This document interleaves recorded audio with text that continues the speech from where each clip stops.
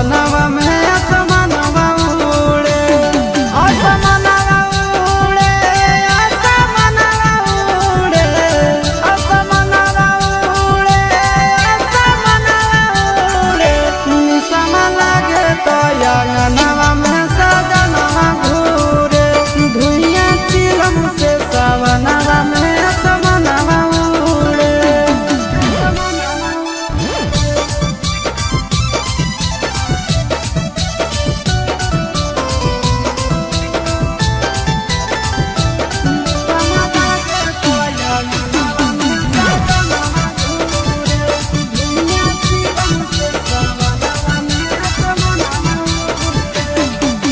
काम धाम छोड़ के खाली जाते भोला के नाम है, चिलम पे चिलम गाना मारे सुबह शाम है।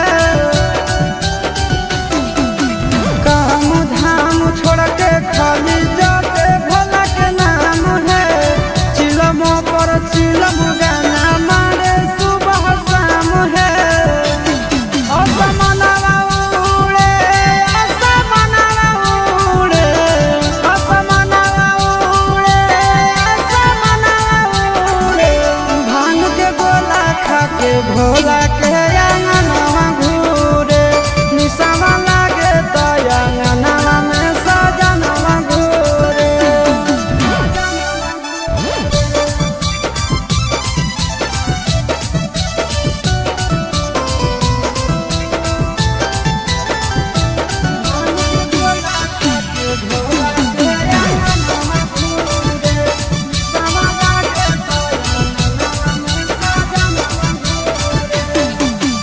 भोर सावन भोला जी के पीछे पागल रहे हैं, गाना खातिर आशीष चिंटू घर से भागल रहे हैं।